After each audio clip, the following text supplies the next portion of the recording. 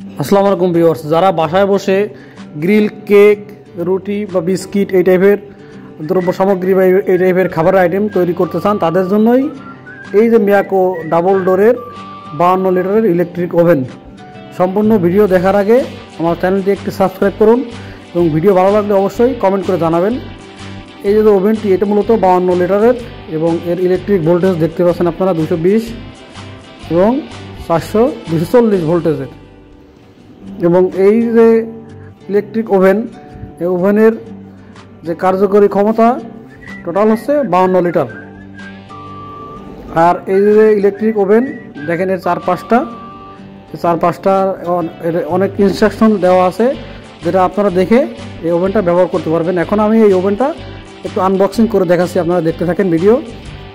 দেখেন viewers, ওভেনটি unboxing হওয়ার পরে এটা হচ্ছে সম্পূর্ণ স্টিল বডি ওভেন।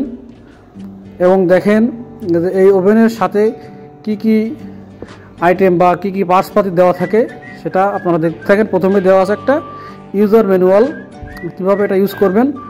পাশাপাশি এই ওভেনের সাথে আরও যেটা দেওয়া আছে দেখেন আপনারা, একটি এসএসের ট্রে দেওয়া আছে, এটা এসএসের ট্রে। আর সাথে দেওয়া আছে একটা স্ট্যান্ড, ওই ট্রেটা ফিট করার জন্য একটা স্ট্যান্ড দেওয়া আছে।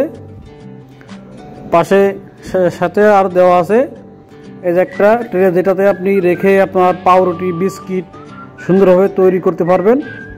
পাশাপাশি আরও কিছু আইটেম দেওয়া ছিল। এখন আমি ওভেনটা একটু খুলে দেখাবো। দেখেন ভিতরে কত জায়গা, ডাবল ডোরের যে ওভেনটার ভিতরে কত জায়গা। এর ভিতরে দেখে আপনি সুন্দরভাবে গ্রিল, কেক, তারপরে বিস্কিট, পাউরুটি বা বিভিন্ন ধরনের বেকারি আইটেম বা ফাস্টফুড তৈরি করতে পারবেন বাসায় বসে। ডিজিটাল এই যুগে এগুলো আসলে খুবই প্রয়োজনীয়। বাসা বাড়িতে যারা বসে এই আইটেমগুলো তৈরি করতে চান তাদের জন্যই মূলত এই ওভেনটি। এই ওভেনের দেখেন যে ফাংশনগুলা, প্রথমে দেওয়া আছে অন অফ ফাংশন, তারপরে দেওয়া আছে টেম্পারেচারের যে ফাংশনটা, তারপরে সিলেক্টর, এবং নিচের দিকে দেওয়া আছে আপনার টাইম, মানে ডিউরেশন, আপনি কত সময় ধরে এটা ব্যবহার করবেন বা আপনার আইটেমের উপর ডিপেন্ড করবে যে এটা 10 মিনিটের জন্য নাকি 20 মিনিট না 30 মিনিট না 40 মিনিট, আপনি কত সময়ের জন্য এটা ব্যবহার করবেন। তো ভিউয়ার্স, এই ওভেনটি আমি চট্টগ্রাম থেকে নিয়েছি, যার দাম পড়ছে 8,500 টাকা। সবাইকে ধন্যবাদ। আসসালামু আলাইকুম।